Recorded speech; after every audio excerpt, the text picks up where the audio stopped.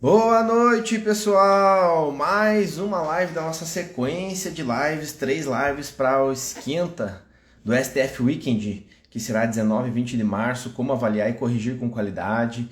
Sejam muito bem-vindos hoje com a presença do André Albuquerque, o especialista em biomecânica.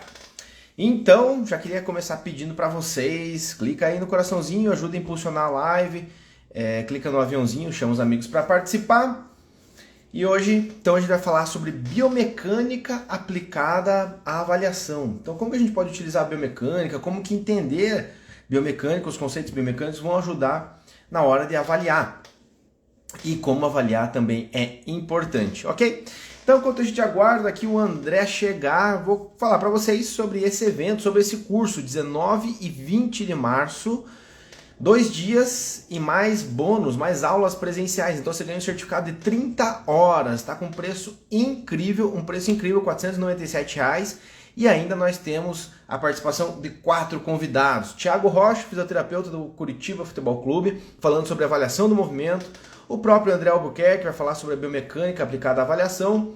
O Eduardo Barberini, que esteve ontem aqui comigo na live, falando sobre carreira, estratégias para carreira, marketing digital, enfim, o Juarez Tancoso, que também vem com essa mesma temática.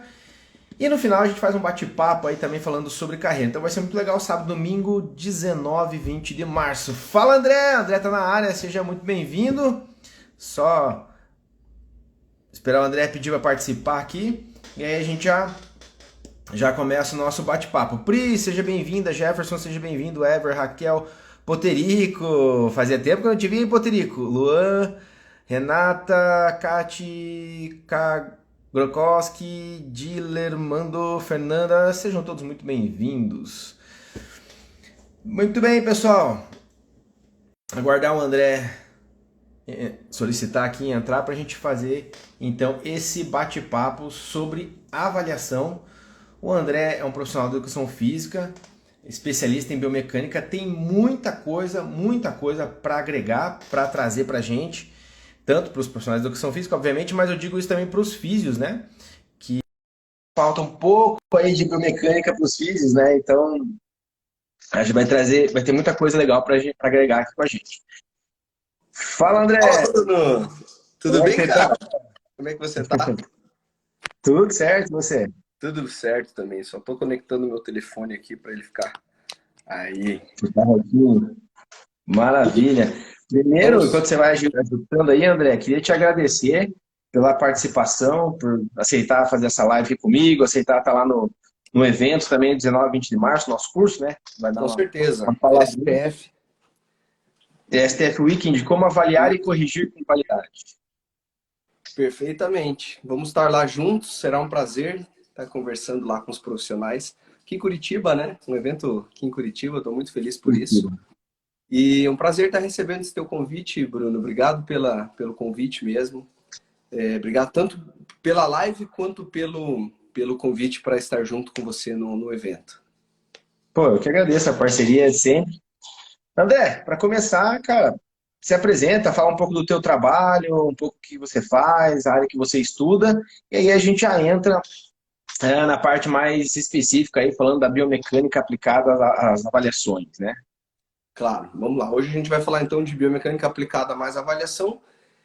E o que eu tenho feito nos meus últimos anos, eu posso dizer para vocês que é pegar a biomecânica, tentar mastigar ela um pouquinho, tentar entender os conceitos mais básicos e ir para os avançados, sempre mostrando de forma muito prática, pontual, como é que a gente consegue enxergar algum conceito, muitas vezes muito teórico, e colocar ele na prática. Então, o meu objetivo hoje é esse, é transformar a biomecânica em algo muito palpável para o profissional, para que ele seja efetivamente um verdadeiro especialista e para que ele tenha resultados com isso, né? A gente tem, eu falo muito sobre isso, né? O que eu preciso? Eu preciso compreender a biomecânica, mas ter resultados com essa compreensão. E esse resultado, claro, ele muito está no aluno, no treino do seu aluno, mas está também muito nessa possibilidade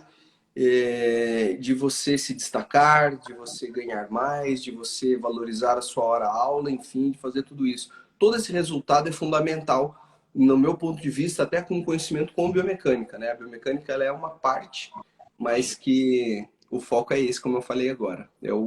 Realmente é o gerar o resultado, seja para o cliente, seja para o personal. Show de bola, cara. Falo muito isso também, de como gerar mais resultados, né? E eu foco muito na base, sabe, André? Falo muito que para a gente ter bons resultados, a gente tem que entender de base para fazer uma boa avaliação, uma boa prescrição, né? E a base, para mim, é anatomia, fisiologia, biomecânica, cinesiologia.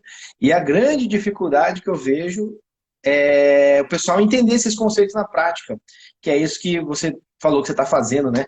Traduzindo isso, né, para a prática, para que o pessoal consiga saber como aplicar.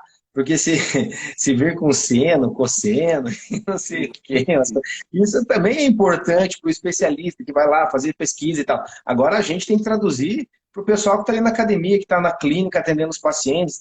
Então, muitas vezes, esses conceitos ficam difíceis, né?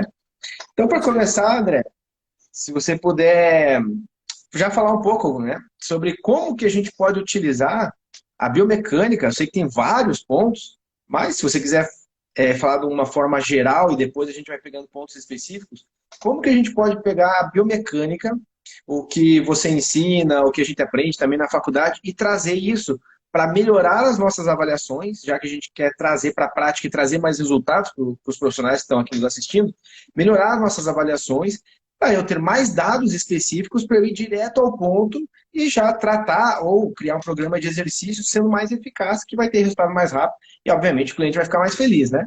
Então, como que a gente pode, né, melhorar a avaliação com isso? Vamos lá então, vocês que estão nos assistindo agora aqui, muitos de vocês têm o atendimento presencial, muitos de vocês o atendimento online. A minha orientação aqui, ou estratégia de avaliação biomecânica, ela é pautada tanto em uma situação quanto em outra. Claro que vai ter adaptações aí, né? No caso presencial ou online, terão que ter algumas adaptações, mas ele é fundamental. Primeiro, porque, assim, olha, dá para a gente citar alguns motivos. Primeiro, o seu aluno valoriza muito, né? Segundo, você tem mais habilidade para logo depois de uma avaliação dessa, você ter condição de prescrever ou de orientar ou de fazer uma correção momentânea, específica, né? Então, veja, tudo isso te dá muito mais segurança. Tudo isso te dá, obviamente, muito mais segurança para o seu atendimento, mais resultado, como aquilo que a gente tinha falado. Agora, como é que eu posso fazer isso? Claro, existem as avaliações mais elaboradas, cinemáticas, enfim, onde você pode pegar uma câmera específica, jogar num software específico, isso dá bastante trabalho, mas como a gente falou, está mais relacionado à parte acadêmica. Quando nós falamos sobre essa avaliação, ou pelo menos assim, o meu ponto de vista é o seguinte, quando eu falo de avaliação, é que eu consiga estabelecer algo na minha avaliação para que eu consiga colocar efetivamente na prática. Porque muitas vezes, né, eu já vi muito isso e assim, tem alguns profissionais que gostam, outros que não. O meu ponto de vista é o seguinte, se eu vou ficar avaliando algo que eu não consigo intervir, ou que eu não consigo fazer uma reavaliação depois para ver se eu tive algum tipo de melhora, então eu não preciso avaliar isso, né? Então, assim, Cara, posso só fazer um parênteses aí? claro. Eu falo muito na físio, a gente tem um ponto da avaliação muito forte também, para entender as lesões, tá? Então, é bem detalhado, assim. Mas assim, cara, não adianta você aplicar um monte de testes aleatórios, né? Até a escolha dos testes ou de para onde você vai direcionar a tua avaliação é de acordo com o teu conhecimento de base, né?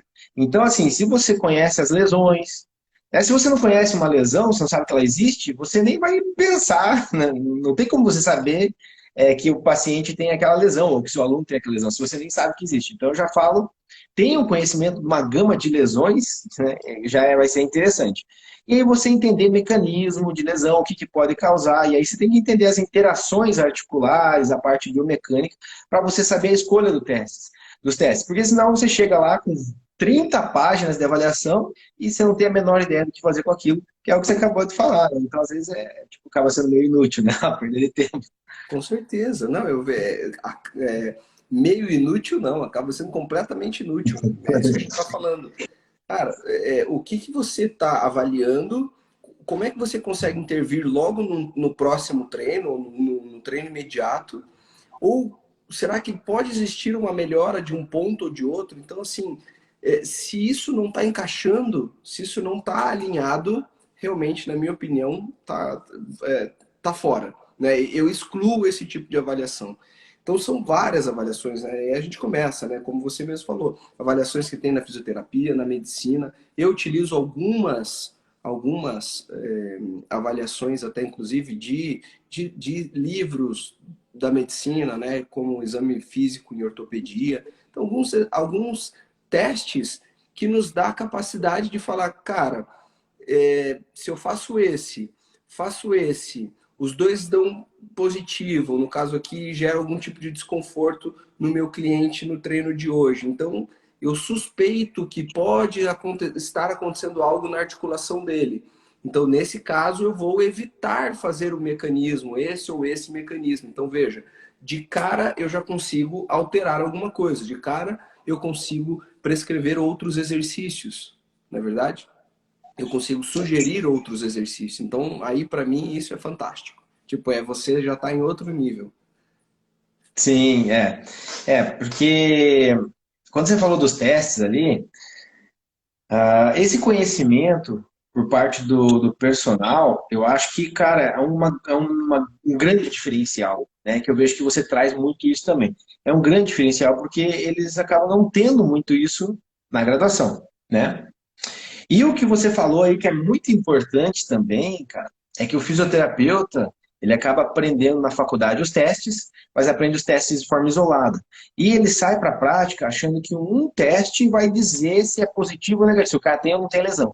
E é o que você Uhum. acabou de falar. Você vai combinar dois testes, os dois são positivos, você pode acreditar que ele tem uma lesão. E se você acredita que ele tem aquela lesão, e você tem o conhecimento de como o corpo funciona, as articulações, a parte biomecânica mesmo, você vai falar, bom, eu acho melhor eu evitar esse exercício, ou fazer até aqui, ou ir até ali, ou né, buscar uma correção ou uma intervenção imediata, como você falou. Uhum. Então, o cara Uhum. saiu da sala de avaliação, e, aliás, esse é um ponto que eu quero levantar agora. Eu preciso ter uma sala de avaliação ou enquanto eu estou atendendo, estou dando, prescrevendo os exercícios, eu posso estar constantemente avaliando, né, meu aluno, meu paciente. E aí eu queria que você falasse um pouco isso e, se puder, até citar exemplos de exercício, uma dica ou outra, que, pô, você está ali na sala de musculação, você está ali na clínica de físio atendendo, você precisa parar para fazer a avaliação e eu consigo ali já simples, coisa simples, que Uhum. em um minuto ele consegue já ter uma sacada que vai fazer diferença aí no tratamento ou no programa de treinamento do seu cliente, né? Perfeito. Vamos lá. Primeira pergunta: precisa ter uma sala de avaliação? Eu acho assim, tem coisa que o seu cliente ele se sente mais à vontade em falar para você quando ele está dentro de uma sala de avaliação. Então eu acho que sim, eu acho que vale a pena ter uma sala, algo um pouquinho mais específico. Às vezes você quer avaliar uma escápula, e aí se é um homem, o ideal é tirar a camiseta. Então, assim, eu acho que sim, é válido e inteligente você ter uma sala de avaliação. Ao mesmo tempo, para mim, as melhores avaliações são as que são feitas no dia a dia.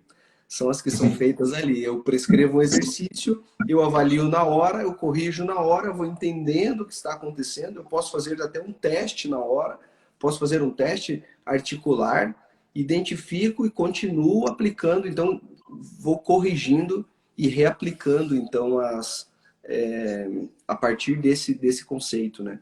Eu enxergo exatamente assim hoje em dia. Quanto cada vez mais eu tenho usado menos, cada vez mais eu uso menos as avaliações mais estáticas, né? Então assim, tá, beleza. Essa coluna, ela está com, né, visualmente a gente enxerga aqui uma escoliose. Ok, estático. Mas e quando essa pessoa agacha? O que acontece com a coluna dela? Piora, melhora, continua a mesma coisa? Então, o principal é o movimento, né? Eu falo muito isso, que o movimento o movimento é o tratamento, o movimento é o benefício, o movimento é o fortalecimento. Então, assim, E se o movimento é a grande ferramenta que nós, seja profissionais de educação física, seja fisioterapeutas, tem, se o movimento é a grande sacada, por que eu avalio tanto ainda de forma estática, né? E aí vai lá, daí você pega e fala, cara, de forma estática eu estou enxergando que você tem um valgo fisiológico. Ok, mas e aí? Esse valgo, ele. Primeiro, eu melhoro esse valgo, eu tenho capacidade de, né, de voltar esse valgo para uma pessoa que tem, sei lá, 35 anos, sei lá, sempre teve, pai, mãe, já tem tudo, todo esse formato de joelho. Aí eu chego lá e falo, eu vou conseguir fazer uma grande melhora nisso? Né? É difícil. Provavelmente não, né? A verdade provavelmente não.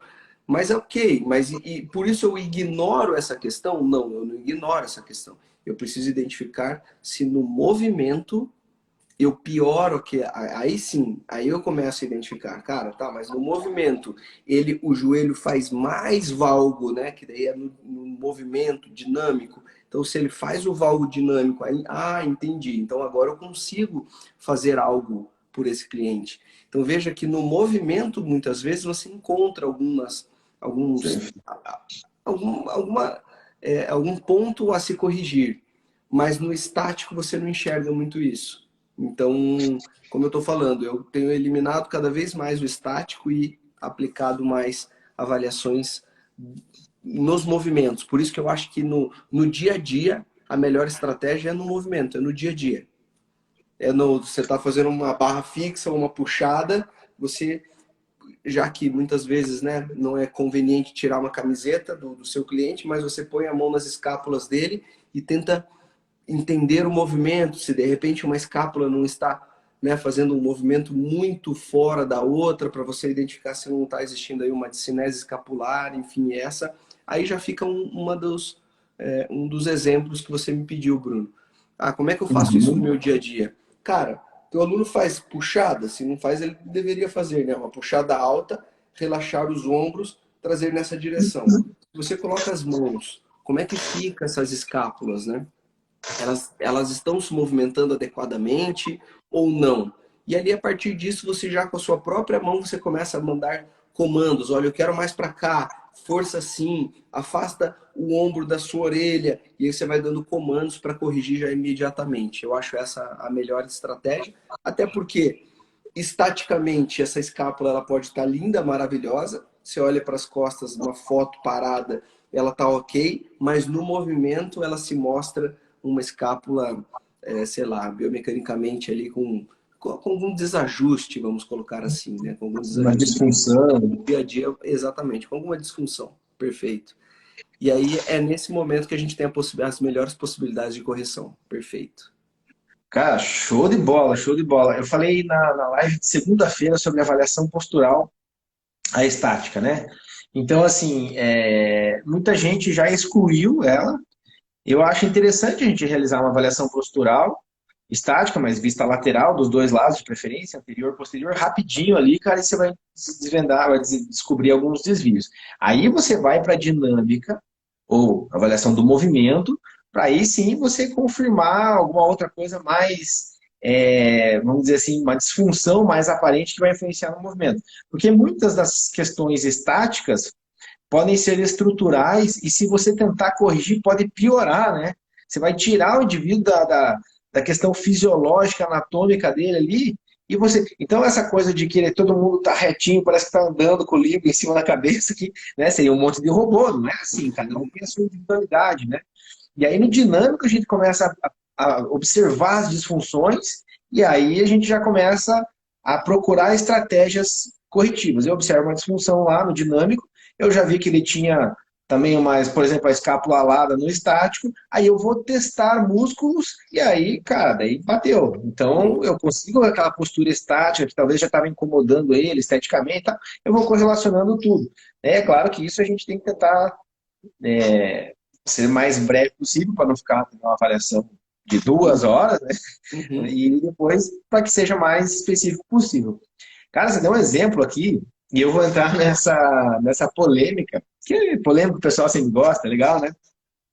Você falou da escápula, eu acho muito interessante eu chamo isso de de estabilização interna, né? Quando eu dou um comando, internamente ele manda o comando para os músculos e ativa. Se eu coloco um recurso, uma mini band, enfim, a gente chama isso de estabilização externa. Tem um recurso que está, claro que ele também está dando comando, mas não é só ali o comando verbal e ele se corrige, ele tem que ter uma consciência corporal maior, enfim. E aí o valgo dinâmico, cara, o valgo dinâmico, não sei se você acompanhou, saiu um artigo, pelo menos que eu vi, mostrando que o valgo dinâmico é puramente cognitivo. E Uhum. aí a gente tem revisões sistemáticas mostrando que redução da mobilidade do tornozelo leva ao valgo dinâmico, né? Redução em 20% da mobilidade do tornozelo pode levar a 18 de aumento, até 18 de aumento de valgo dinâmico, né? A gente tem a história, né? Tá bem, tem dado brigas aí, né? Do complexo posterolateral. Enfim, tem vários fatores que podem levar ao valgo dinâmico. Eu queria saber a tua opinião em relação a isso, né? Eu sei que estuda bastante biomecânica, eu tento ler bastante sobre isso, porque é muito a minha prática na reabilitação, Uhum. e a minha conclusão ainda é que com a avaliação dinâmica, cara, eu consigo observar se ele é um componente mais cognitivo ou se eu tenho mais disfunções, como mobilidade do tornozelo, falta de estabilidade, que vem lá do hip core, né? Enfim, então o que, que você acha em relação a isso que vai ser interessante aí para o pessoal? Cara, muito legal. Olha só, galera, quando você está falando de avaliação, a primeira coisa que você precisa desconfiar num cenário desse, como num valgo dinâmico, na minha opinião, é a possibilidade, essa disfunção cognitiva. Ou seja, a pessoa ela vai agachar na sua frente e ela faz um valgo dinâmico. Tem gente que começa aqui já, começa a listar. Não, porque é o tornozelo, porque é o glúteo médio, porque é o glúteo máximo, é complexo posterolateral. Começa a listar e começa a fazer, e porque eu vou fazer o ostra e eu vou usar mini bend, não sei o quê.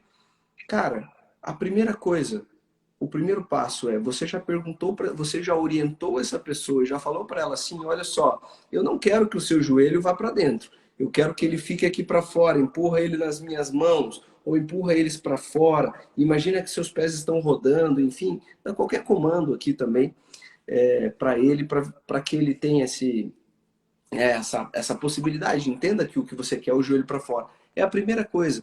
Porque se esse cliente está 40, 45, 50 anos agachando, sentando na cadeira da sala, sentando no sofá, com o joelho fechando, com o joelho fazendo valgo, para ele aquilo é um movimento que ele deve fazer. Não é que ele não tem força no glúteo, não é que ele tem falta de mobilidade, é simplesmente porque é o movimento que ele sempre fez a vida inteira.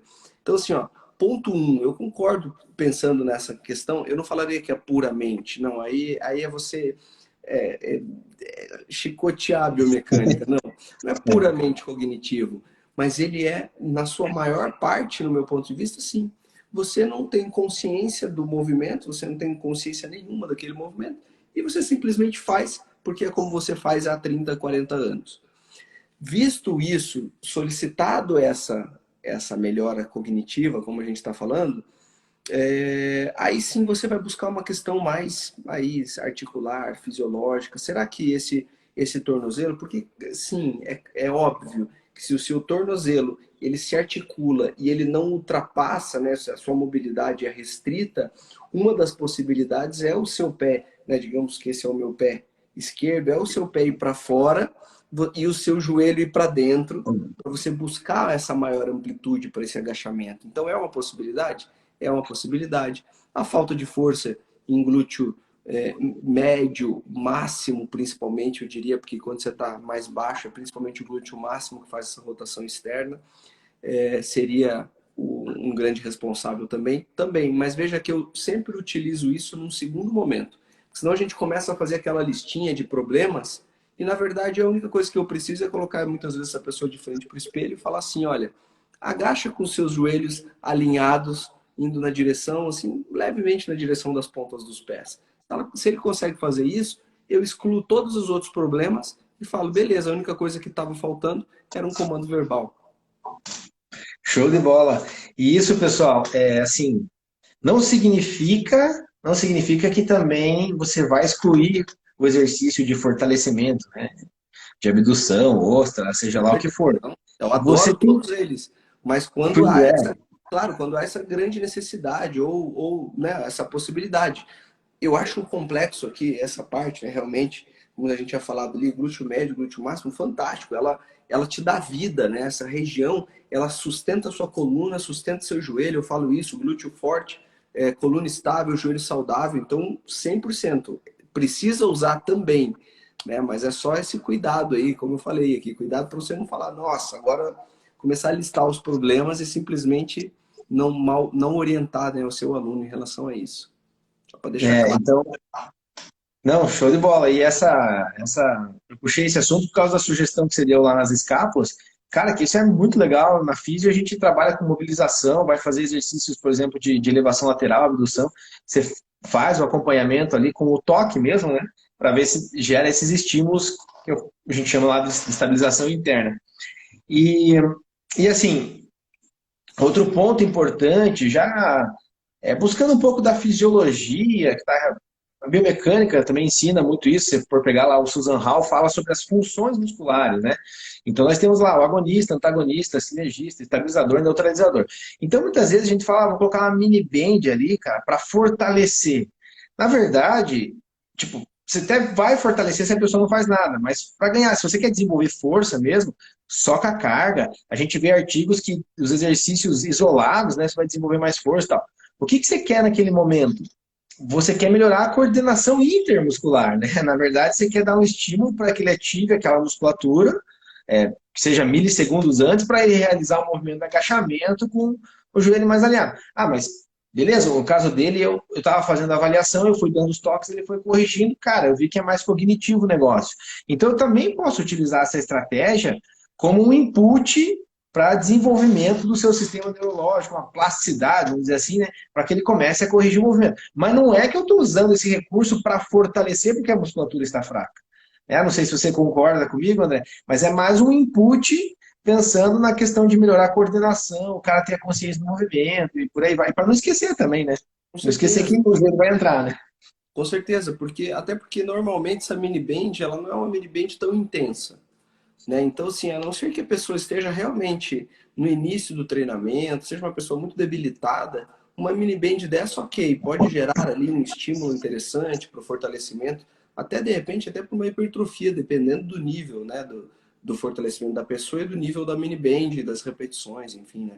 Todas as variáveis que envolvem a hipertrofia. Mas eu concordo com você. Se o meu foco é trabalhar os abdutores, eu dou foco em trabalhar os abdutores com grande carga ou aumentando o volume, né, com as maiores amplitudes, que inclusive nesse caso você praticamente não tem amplitude, né? Você vai ficar com seus joelhos alinhados e fazer o agachamento, ou seja, você fica numa isometria. Então não é a melhor estratégia para esse fortalecimento. É como o Bruno falou aqui agora mesmo, eu concordo. Esse tipo de exercício com essa estratégia é mais a estratégia dele lembrar que o joelho precisa ir para fora, né? Deixa eu colocar o meu joelho para fora aqui porque eu estou sentindo a mini band, do que efetivamente um grande fortalecimento dos abdutores ou dos rotadores externos. Eu gosto de falar isso porque o pessoal entendendo. Tipo assim, se ele já faz o exercício ali com a mini band, ele entender esse conceito, talvez não vai trazer tanta diferença para ele na prática. Mas quem está entendendo esse conceito começa a criar outras possibilidades em outras articulações ou em outras regiões do corpo, né? A você entender que você pode utilizar um recurso elástico, ou sei lá, um recurso manual, enfim, vários recursos para que você consiga buscar esse entendimento por conta do cliente para a sua correção, para melhorar o seu, até o engrama do movimento, né? De longo prazo, aí no caso. André, falando de experiência prática que você tem, quais os maiores desvios, assim, as maiores. A gente falou do valvo dinâmico, da escápula, alada, né? Mas o que você mais encontra quando você vai avaliar o movimento?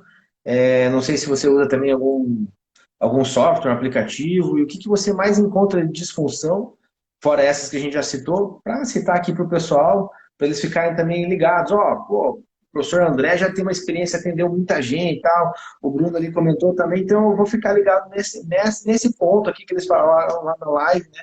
Eu vou levar isso para amanhã, para dentro da academia, para dentro da clínica, começar a olhar os clientes nesse ponto, se é o joelho, o tornozelo, sei lá, ou Uhum. disfunções de uma forma geral que você queira falar. Ótimo. Essa pergunta eu respondo de maneira científica e também prática, porque é fácil até, né? A gente pode perguntar para quem tá nos assistindo aí que quem já teve dor na coluna lombar, levanta a mãozinha, né? Coloca aí o levanta a mãozinha aí. Então quem já teve dor na coluna lombar, escreve eu, levanta a mão. O meu tá travado aqui, eu não sei se o seu tá travado também, Bruno, ou não. Você tá Cara, o meu não. O teu às vezes trava aqui pra mim, o meu tá Não, tranquilo. mas o meu, até as pessoas estão travadas, que eu não estou enxergando Ah, os é? comentários aqui. O meu tá travado. Mas enfim, vocês vão ver aí Começaram a que. colocar aqui, ó. Tem um que colocou uma carinha de sofrimento, outro Aí, eu. isso aí. Cara, não adianta, o que acontece? O que acontece? Dor na coluna lombar, ela, assim, ela vai pegar 90% da população, 85%, sim, cientificamente falando, né? E quando a gente pede para levantar a mão, até numa sala, assim, quando eu dou aula, 100 pessoas, 200 pessoas, 80, 90% delas acabam levantando a mão. Então, assim, pensando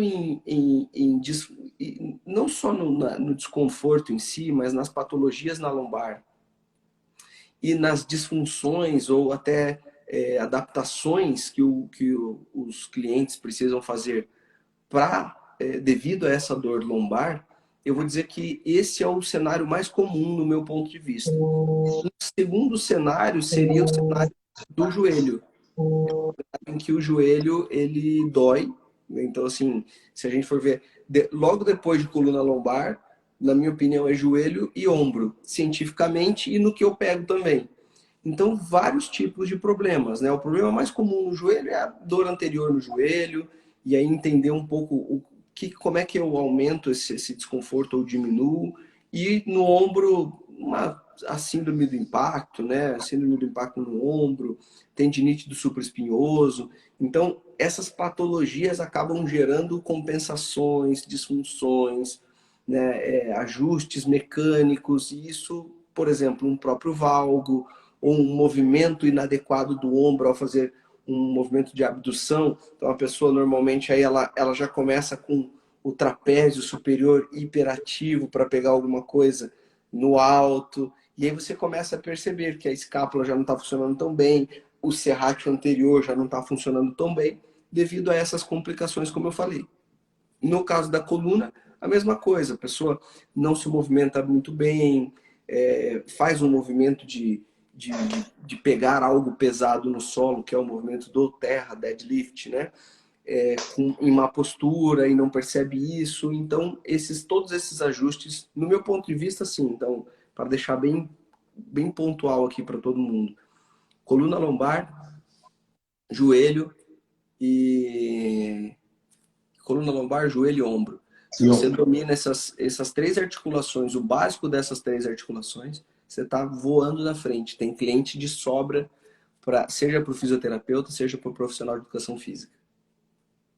E aí também é importante entender as interações com as outras articulações, né? Que às vezes uma disfunção pode causar uma dor em uma região distante. O problema está aqui e a dor está aqui, né?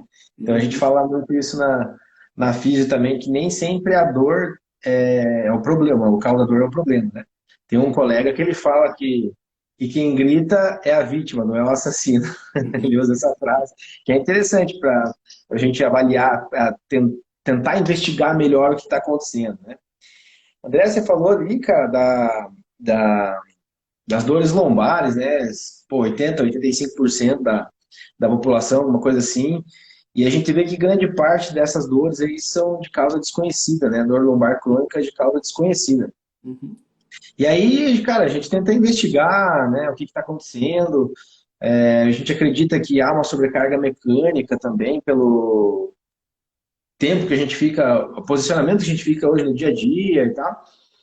E aí, cara, assim, eu gosto muito da fáscia, né? A gente tem até nosso curso aí de liberação miofascial, que eu falo bastante sobre isso, e comecei a associar com os trilhos anatômicos, que eu acho um raciocínio muito interessante para a gente aplicar na avaliação. Então, inclusive lá na nossa formação da liberação miofascial e os trilhos anatômicos, a gente faz uma avaliação utilizando esse raciocínio, né, dos trilhos. E aí eu peguei um artigo do Schlepp uma vez, que é um grande estudioso aí da face, e ele fala que talvez, né, essas dores lombares crônicas de causa desconhecida, você não vê hérnia, você faz lá os exames de imagem, você não vê hérnia, você não vê fratura, enfim, acaba. Aí o médico fala, pô, toma aqui um anti-inflamatório e vai fazer pilates, né? Uhum. Enfim, então a gente sabe os encurtamentos musculares, fraqueza, o core, né? Aí tem artigos mostrando que parece que o core não é tão significativo assim, que tem essa importância, mas não é só ele. Aí o Schlepp relatou muito sobre a fascite tóraco-lombar, né? A inflamação da face tóraco-lombar.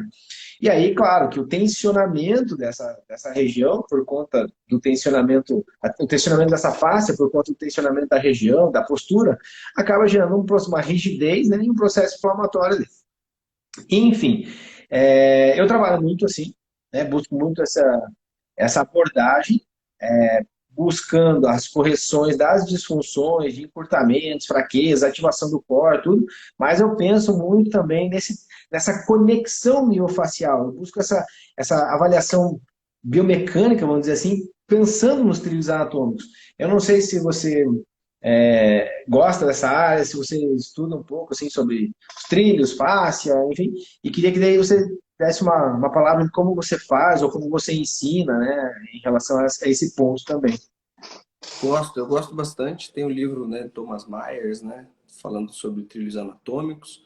E gosto, mas eu confesso para você que eu não estudo o suficiente para chegar para você e falar assim, olha, como que tá toda essa conexão? Eu gostei de você falando aí sobre que você faz isso, então eu queria ouvir você falando, porque, cara, eu gosto Legal. de tudo, já li grande parte desse livro, entendo o funcionamento, mas assim, muitas vezes não consigo pensar muito na prática, como é que eu vou fazer toda essa conexão, sabe? Dentro de uma avaliação ou dentro de um próprio exercício, assim. Então você que sei que tem teu curso aí de liberação miofascial, voltar com, né, com essa pegada aí dos Essa trilhos, verdade.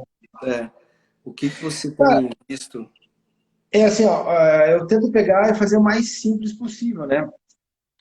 Pegar os trilhos, e aí, por exemplo, eu tenho uma linha funcional posterior, onde eu tenho um grande dorsal que conecta a face tóraco-lombar e o glúteo máximo oposto. Né? Então, dependendo, eu faço um overhead, as mãos acima da cabeça, né? Não precisa nem agachar, só elevar, fazer uma flexão de ombros. Se você tem um grande dorsal encurtado, ele vai puxar a face tóraco-lombar, você vai aumentar a lordose, você vê as costelas subindo aqui, por causa dessa conexão miofascial com o glúteo máximo. É claro que você não precisa nem pensar nisso, só pelo grande dorsal, ele vai nas vértebras, né, e na face tóraco-lombar. Se você faz a flexão de ombro, a tendência é de tracionar e você realizar uma hiperextensão, uma hiperlordose, na verdade, né? Uhum. Só que daí, se a face está rígida, ela não vai ceder, e a face é mais rígida que o músculo, é menos elástica, menos extensível também. E aí, ela não, você vê essa alteração. Então, é uma forma que eu utilizo para avaliar. E depois eu penso também em uma estratégia corretiva, que inclusive nós vamos falar no dia 19 e 20 de março, que o André vai estar presente. Pessoal que não se inscreveu, quem quiser se inscrever, vai lá no link na bio e se inscreve lá, tá com, cara, um preço muito legal, que a gente vai falar sobre como avaliar e corrigir com qualidade. E essa correção, eu também gosto de pensar em alguns exercícios que eu vou tentar trabalhar no tríceps como um todo. Então, eu vou, por exemplo, ativar meu grande dorsal, que ele vai tracionar minha face lombar, e aí eu vou puxar um estiramento do meu glúteo, e aí eu consigo, a face ela tem que se remodelar no sentido que a tensão é imposta, eu consigo puxar ela para cá. Depois, sempre grande dorsal de um lado, com o glúteo máximo do lado contrário, já que é o trílio funcional posterior é cruzado, né? E aí eu crio esse exercício, né? E assim a gente vai pensando, pô, a linha superficial posterior vem da face plantar, tríceps sural, isquiotibiais, ligamento sacrotuberal, eretores da espinha e face epicranial. Né? Então tem um estudo do Wilk, que eu tive, é um alemão, tive a oportunidade de conhecê-lo pessoalmente, que ele fez assim, a flexão cervical com eletrogoniometria, e aí o outro grupo, ele fez alongamento de tríceps sural e isquiotibial, e avaliou a flexão cervical. Aumentou a flexão cervical por causa dessa ganho de comprimento conexão. dessa linha, desse trilho, né? Uhum. Então é uma estratégia também que a gente pode pensar, pô, eu tenho lá a face plantar, fazer a liberação na face plantar, tríceps sural e tal. Enfim, né? Tem a linha como um todo ali. Tem que pensar dessa forma assim também bem simplista, bem aplicado na prática, para que a gente pense mais no todo, né? No global, assim. Então Uhum. basicamente é isso, cara. Cara, eu adoro. Eu adoro isso. Inclusive, estou contente aí de estar conversando com você. Já estou pensando em outras coisas aí. Para a gente fazer mais coisas juntos aí, com certeza. Essas Cara, tamo junto. atividades. Chegar ali no Você sabe escritório, que. gravar as aulas, gravar umas aulas aí para Personal Trainer Academy também. Essas aulas tá em falta, porque como eu tô falando, veja, eu não estudo o suficiente para chegar e, sabe, assim, falar, olha, isso aqui que eu vejo. Então eu gosto de escutar assim, outros profissionais que estão falando sobre isso, que eu acho que faz todo sentido. Fechado, cara. Sabe que eu sou parceiro, né? Com certeza. Tô sempre. Obrigado, Carol. Obrigado. Tô sempre à disposição. André, queria que você deixasse, então, um recado final para o pessoal sobre a biomecânica, sobre avaliação, sobre a profissão, né, a tua experiência, logicamente, pela tua formação é mais como personal, mas tanto para o físico, para o personal, assim, pessoal, ó, não existe talvez só um ponto-chave, ou a chave, né, a virada da chave ali, mas talvez uma dica que eu posso dar para vocês cara, faça isso aqui, é, na avaliação faça assim, e que você vai ter bons resultados, sua carreira vai tender a deslanchar, enfim. Uma dica que eu já vou me adiantar aqui é vem fazer o curso 19 e 20 de março, né? Aí a gente vai falar muito sobre como avaliar e corrigir com qualidade. O André vai estar lá explicando mais um pouco sobre biomecânica associada à avaliação, aplicada à avaliação.